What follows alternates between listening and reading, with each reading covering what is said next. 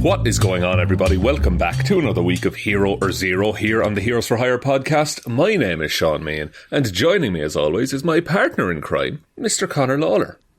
Hi, Sean.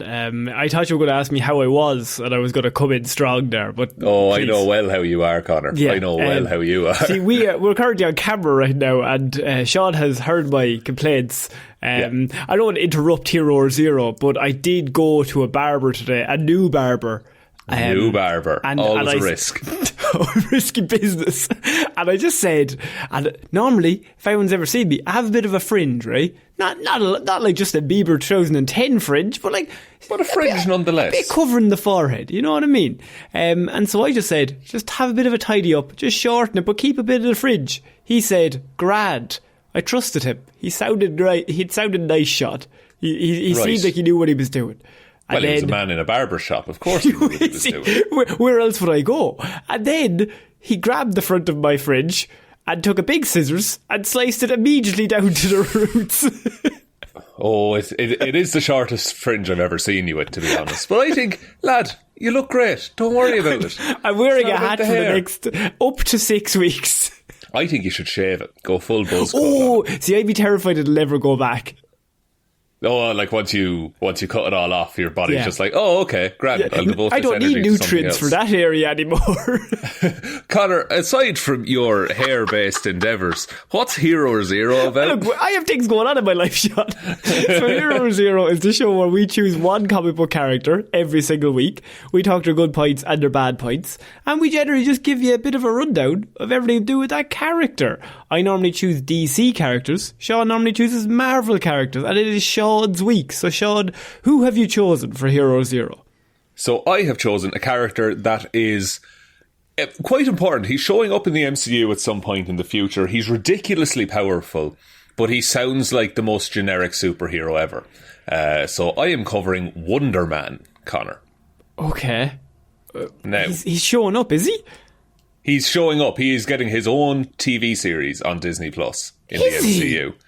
Yeah, and he's quite basic for the start, but there's something about him that I think is really endearing. In that, actually, I'll get to it in the report. But it's an interesting take on him. So to start off, his name is Simon Williams. Showed up in 1962. I think it was Avengers number 6. He showed up in. So Simon Williams was the younger of 2 sons born to a man named Sanford Williams. Now, Sanford Williams was an industrialist. He was a competitor to Tony Stark. Okay. So when Simon's older brother Eric said, I don't want to run the family business, and then shortly after, their father died, and all of the business went to Simon, who was 22 years old at this point. Perfect age. Perfect age. He should know everything about industrialism and weapons manufacturing, Conor. I certainly did. So Simon has always been more of a studious. He's not a very athletic kind of dude. So he was like, oh, okay, I'll just run a company. That's fine by me. But under his inexperienced management, Williams' innovations began to lose its competitive edge in the marketplace to the rapidly growing Stark Industries. That bastard Tony Stark. So desperate, Simon sought help from his big brother. And his big brother, Eric, wasn't as much of a studious, respectable man. He suggested that Simon embezzle some money from the company in order to invest in some business enterprises. Why don't we just kill a few people, Simon? Then we've got no competitors. We rob banks. But the main thing that he invested in was an illicit racketeering ring run by the Magia families, Conor. And of course, we always talk about this. The Magia are the mafia in the Marvel comics, but they just changed one letter. There we go. We're all up to speed. To get into trouble. So the company's board of directors discovered the embezzlement and the connections to the Magia. High fives? No high fives. They brought Simon Williams, the 22-year-old boy whose father had died. They took him to trial. Oh, okay. Okay, that hasn't gone well. It hasn't gone well for him, I'll be honest. So he was found guilty of embezzlement and ties to the Magia, which is fair because he did it. Where was all the evidence other than that he did it? What did they have on him? So Simon was facing a prison sentence. He was going to spend years in jail for this. Williams was released when the Enchantress paid his bail and enchanted the authority. So Enchantress is basically, it has like poison ivy like powers kind of things. Enchantress is a DC character, but we're going to go past this that. Is Amora the Enchantress. I'll cover her another day. Apologies. So Amora at this point was part of the Masters of Evil, led by Baron Zemo. So Baron Zemo had read of Simon's case, and he learned that Simon blamed Tony Stark for the downfall of his company and driving him to embezzle all this money. So the enemy of my enemy is my friend. Exactly. Now, at this point, Tony Stark was still just a man, and Iron Man was his bodyguard. That was what people believed at the time. But yeah, so Simon Williams agreed to join Baron Zemo in his base in South America. He became a test subject for the most 1960s thing in the world, ionic ray treatment, Connor. So, what does that even mean? Basically, Baron Zemo says, listen, I will blast you with this experimental ray and you will get superhuman strength and durability. Oh, pretty good deal. Fair enough. Yeah. So, after undergoing the chemical and radiation treatments, Simon emerged with the attributes that he was promised. So it actually worked. Everybody's laughing. It's after working out perfectly. And then, this is Zemo's plan, is that he gives him a costume, he names him Wonderman, and he tells him the plan that he's going to use him to defeat the Avengers. So the idea is that he's going to introduce himself as Wonderman, a new hero, and then when the Masters of Evil attack, he's going to turn on all the Avengers and defeat them. Right, okay. Because the idea of this treatment is that he will be made as strong as any of the Avengers from this ionic ray treatment. So he's going to like infiltrate and then like stab some people in the back, like, Captain, look over there, and then yeah. Exactly. Yeah, okay, so cool. He's going to earn their trust. Now, to ensure that Wonderman would cooperate, Zemo told him that a side effect of the treatment that gave him superhuman powers was that it altered his metabolism so much that he would die within a week unless he was given regular treatments of an unspecified antidote, Connor. Clever. That's a clever way to do it. Yeah, and Baron Zemo, I'm the only one who can make this antidote. I designed the rays. I designed the only antidote. I'm the only guy you need. I'm your best pal. So you work for me, I'll keep you, topped up with antidote. You know what? I'm starting to think Baron Zemo's kind of a nice guy. Like, he's after giving this guy superpowers, and then he said he's going to look after him, free healthcare style. Yeah, exactly. And so, what happens? The Masters of Evil stage a battle. Wonderman comes in and saves the day, and the Avengers introduce themselves. Plans going really well at this point. Now, what Wonderman does is he fully explains to the Avengers, hey, listen, I have all these powers, but I'm dying. Basically, he's like, I need an antidote. And they try every means of science known to them, and they still can't find any cure or anything that would affect him, basically. Right. Well, obviously, I don't know, but we're all kind of thinking it. There is no antidote. He doesn't need an antidote. There's nothing wrong with him. Zemo has just lied to this man. Cool. Soon, Wonderman led the Avengers into an ambush by the Masters of Evil, as was the plan. In the course of the battle, however, Wonderman had an attack of conscience and decided that he could not betray the Avengers' kindness to him, even if it cost him his life. Oh, friendship. So, we turned them around with friendship. Because they were nice to him and they were like, oh, we can try and fix you. Like, that's... This poor man. So Wonderman then succumbed to a mysterious side effect of his power acquisition, Connor. So, telling the Avengers he was glad that his final act was a noble one, Wonderman fell still, displaying no vital signs. So... Right. Now, so what Zemo said to him, that wasn't true. There wasn't some antidote that would keep him alive, but he has succumbed to something as a result of the powers. Right. Okay. So, Wonderman had actually gone into a death-like coma brought on by the still unstable changes that were triggered in his body. So he... his cells are mutating. He gave him powers, but in reality it was like, yeah, you'll have powers, but your body could reject it and die at any given moment. Exactly. It's like getting a heart transplant. Like, your body can reject it. So they all think he's dead. What they do, Hank Pym scans his brain waves, so that if they can somehow bring him back to life, they would have a decent copy of his brain. The brainwaves then get put into Vision. So Vision is actually created using the brain patterns of Simon Williams. Cool. I didn't know that. Yeah, exactly. So that it comes up later. I'll touch on it a little bit, but it gets to the point that they basically see each other as brothers now.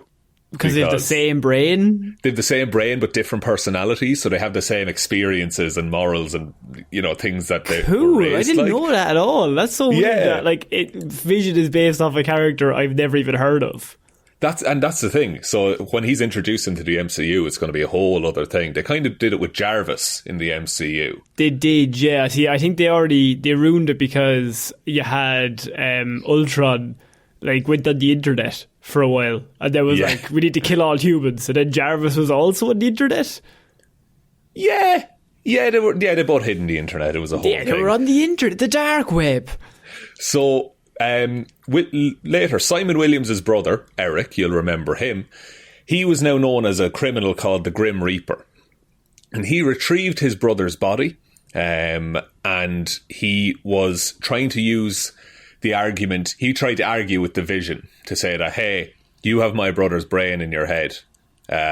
You could put all of your consciousness into a human body if you wanted to. But the Avengers won't let you. He's trying to talk Vision into betraying the Avengers, basically.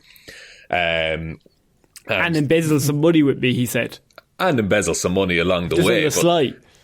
The Vision pretended to go along with this scheme, but ultimately helped the Avengers to apprehend him. So he was going to trick him, essentially. Okay. This followed. Wonderman then popped up in comics every so often for a couple of years, because he was one of the famously dead characters for a while. So, and by that you mean one of the characters in comic books who actually died, because nobody ever died in comic books. Yeah, so there was this whole thing that Wonderman was just dead. He would come back as a corpse. His body was stolen and brought back to life by the kind of a witch zombie cult thing. The witch god zombie cult. Yeah, obviously. Yeah, and so he was kind of mindless, but the Grim Reaper, who was his brother, who had brought him back to life in this way, shipped him to Avengers Mansion to try and tell the Vision, hey, you stole my mind, I need it back. So now they didn't do that. They didn't put the Vision's mind into him, but they kept him around, and he eventually overcame the mindlessness. He got his own mind and memories back. Right. So this is the thing. This is what happened to him, right? The entire time he was in a coma, his body changed. So instead of being made of flesh and blood, he is now a being composed purely of ionic energy, Connor. Now. Right. This is broken, what this is. Because my follow-up is obviously what everyone's thinking. What is ionic energy? We're not quite sure, but it's basically... you know what? That's even better. If it's a bit vague, you can do whatever the fuck you want. He is made of pure energy. This has allowed him to fly, teleport. He has fought the Hulk to a standstill. Mm-hmm. And Captain America has said that he is equal in strength to Robert Reynolds, the Sentry, who has the power... the most powerful hero of all time. Power of 1 million exploding suns. That's a lot of studs. That is a lot of suds. Exactly. So he suffered considerable psychological trauma adjusting to the change that had come over him, as well as the fact that he had memories of being quote-unquote dead. So he was trying to process all of this as well. So he just hung out around Avengers Mansion for a while. And would pop up sometimes in a fight to help out as best that he could. What do you mean as best as he could? Surely he just can stop every fight. Well, here's the thing, is that he gets panic attacks around combat. So he has all this power. It's the thing of he's the most powerful hero they have, but he gets very stressed in sort of conflict situations. Exactly. And right. Which is why I think it's kind of interesting. And the other interesting bit that comes up is that while living at Avengers Mansion, Simon Williams decided to seek employment in order to give himself something useful to do, so that he was not financially dependent upon the Avengers. Now, right. Having no inclination to go back into a business where he had faced his greatest humiliation, embezzling and being jailed for a time, he decided that he would become an actor. Since he felt that during much of his time with the Avengers, he was only acting at being a hero. Right, but hang on. Just in terms of what he looks like, he doesn't look like pure energy. He looks like a handsome Hollywood man in the 60s and 70s. Okay, right, but he's just made of energy. He's just made of energy, yeah. So, aren't we all, Shaun? Aren't we all? And this will play into things as well, because the steadiest work he got was as a strongman on a children's TV show. So he would just do strongman things. But then he eventually quit this job, unable to get decent acting work after it. He accepted a job as a security consultant. He only lasted there a day before he decided that he didn't like it. He then moved out to Los Angeles, Hollywood, Connor. Oh, and the big time. He decided to exploit his nearly indestructible body by doing stunt work for movies, which he was incredibly successful at. I mean, that's the perfect role for him, surely. It's made for him. Like, he can't die. He can't be... Well... you could just fuck him out with a cannon. He'll be absolutely fine. Exactly. This man has swallowed a bomb and let it explode inside of him before. Now, he can be killed, but every time he's killed, he comes back stronger. So ultimately, you don't want to kill him. No, exactly. But he also... He's terrified of dying. Because he doesn't want to go back to that lifeless state that he was in. Psychologically, that is such a fuck up that you're like, you've seen death. So no matter what happens, he's terrified of that. That's just the abyss. Exactly, yeah, the nothingness. And he doesn't know. He never knows whether he's going to wake up again. He always does, but you'd never be quite sure. That is such an interesting character trait. Yeah, and then later he does go on television and announces that, hey, I embezzled money in the past, I was a criminal. And people are like, you know what, fair play, you stood up to it, you owned up to it, you're a hero now and an actor. So we're okay with this. Now, as I said, he began to regard the Vision as a surrogate twin brother due to how similar they were psychologically. But there was a setback when Vision was dismantled and rebuilt as an emotionless machine by a global conglomerate. Now, this is where we get the Vision Quest. This is where White Vision shows up in the comics. Right, okay. So, when the Scarlet Witch, Vision's wife, asked Wonderman to provide his brainwaves once again in order to rebuild the personality of the original Vision, Wonderman refused. Oh no. And he refused because he had feelings for Scarlet Witch himself. But of course he did, because they're the same brain. Exactly, which the Wasp points out that Vision's original feelings for Scarlet Witch might have become because Wonderman had feelings for Scarlet Witch. Yeah. Holy shit. And he would have all the same morals and all based, a very similar personality traits. Yeah, exactly. Right. That's something I think could play in to him appearing in the MCU, because we do have really White fucked. Vision in that's that. really It's fucked twisted. from Scarlet Witch's perspective. It's pretty fucked up, all right. Yeah. But eventually they're reconciling. They're like, no, we're different people. Vision's his own man. So very quickly, just on the powers and abilities. So his main thing is that he has an ionic energy form. So his physiology has changed to such an extent, it's not clear if his external form is ionic energy or flesh. He stated that he had been morphed into an ion being, is how he describes it. This is also a very weird thing that they included, but he has stated that he does not house blood in his body and cannot impregnate women. is what that's an official thing. That's what they all say. That is what they all fucking Jesus. say. So, superhuman He's an strength. player, that lad. Player, He's an actor, of course. He's an actor, you know what I mean? So Williams possesses vast superhuman strength, the limits of which are not known. He is considered to have sentry-level strength. Shit, but he also is terrified of combat. Yeah, he is a pacifist. He eventually rejoins the Avengers on the condition that he just talks strategy. He is not expected to fight. Jesus, that is such a cool character. Yeah, so you have Hawkeye. Hawkeye just side-eyeing him. Hawkeye breaking his bollocks to try and fight these fucking aliens. He's like, lad, you could literally stop the whole invasion by yourself and you're up here doing nothing. You're doing admin work, like. Yeah. So he also has, he is capable of leaping several hundred feet in long strides. He can move and run at speeds beyond the physical limits of the finest athletes. Superhuman stamina, so he is immune to fatigue because his body isn't made of flesh and blood. He has no muscle. He's just energy. So but then he also can't be harmed. He invulnerability. So he's far more resistant to physical injury than the bodily tissues of a normal human. He's resistant to penetration wounds, can withstand tremendous impact forces, be struck by superhumanly strong opponents. He can re-enter orbit without injury. He doesn't need to eat, sleep, or breathe to survive. If I was the Avengers, I'd be bull-tick. I'd be fucking fuming at him.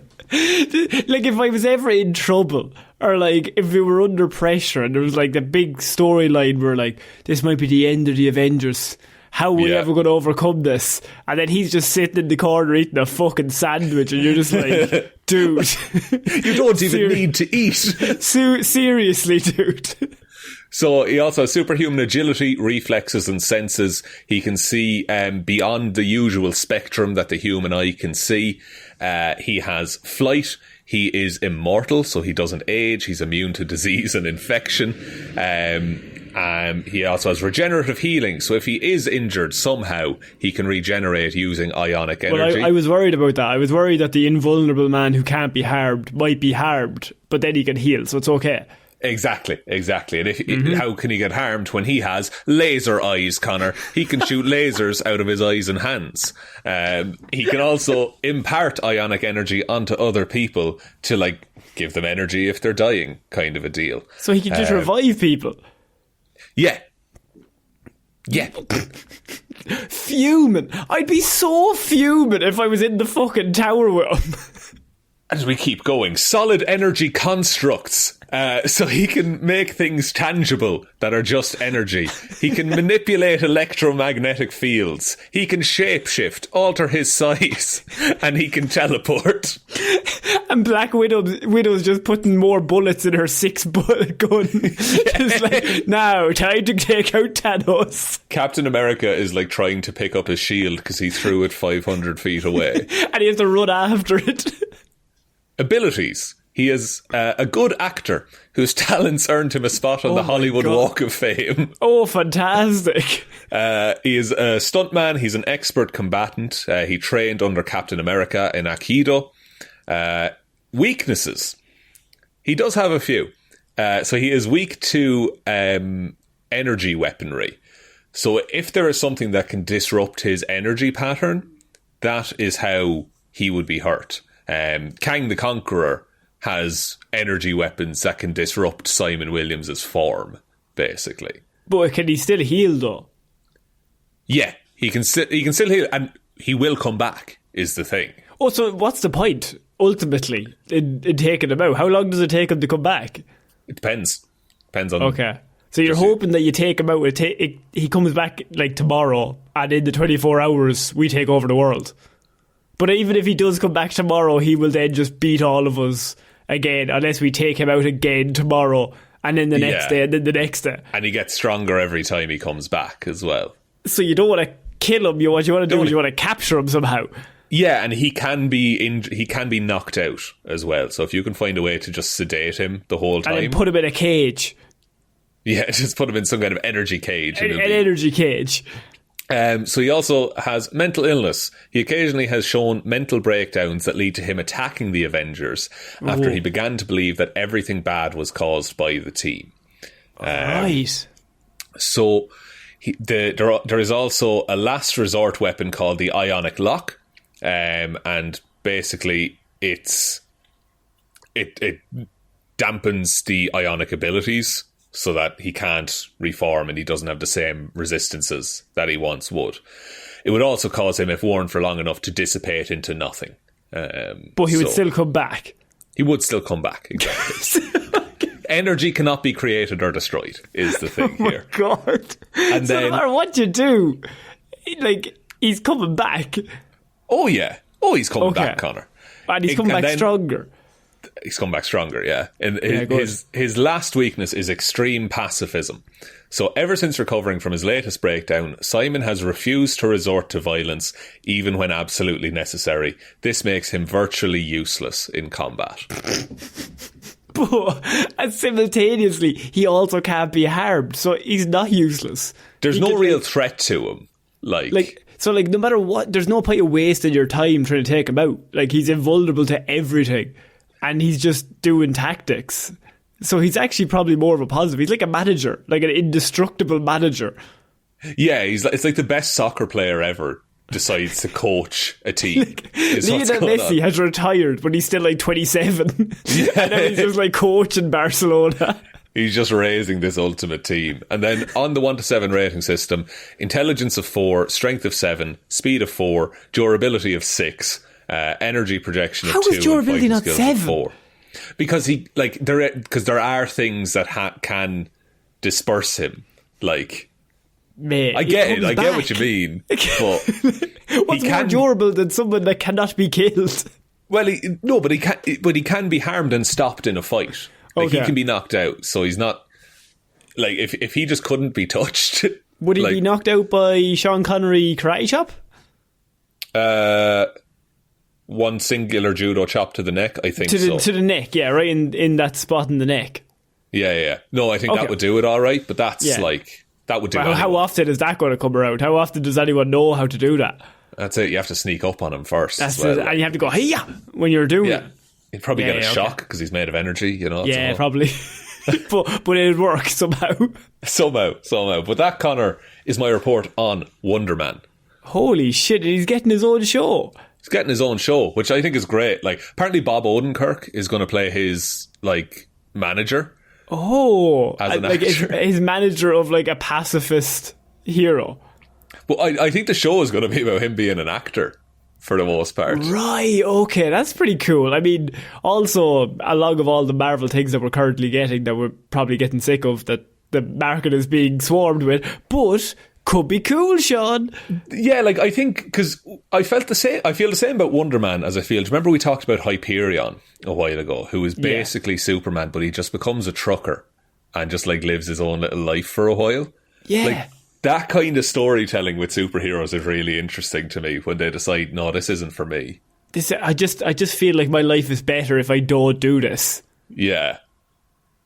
I think Hyperion, didn't he kill someone accidentally? He beheaded Namor on basically national television. Ah, yes. Yeah, he beheaded Namor. And then he retired. Then he was like, I've done all I set out to do in this life. Sean, would you like me to take us out? Yes, please. If you liked what you heard here, we've done hundreds of other reports on loads of DC characters and Marvel characters, just all kind of across all people, all heroes, all villains, everybody. They could be good and bad, but yeah, you can go back and check out any of those episodes. If you could give us a like and review, whatever podcast platform that you're listening to this on, it would really, really help us out. We're still trying to get to 100 likes before Christmas on Spotify. So I say 1,000 stars. 100 5-star reviews on Spotify before Christmas. That would be 500 stars total, actually. That's 500 stars total, Sean. That's a lot of stars. Too many stars. And if you could also head on over to our Facebook discussion group. It's Detective Divilman's discussion group, which is Heroes for Hire podcast. Then we are on Twitter at Heroes for Hire Pod. The 4 is the number 4. Facebook is Heroes for Hire Podcast. And Instagram is Heroes for Hire Podcast. And most importantly, you can just tell one human being that we exist. Just the one, please. So I've been Conor Lawler. I've been Shaun Chuck. And we shall see you all next week, guys. Bye.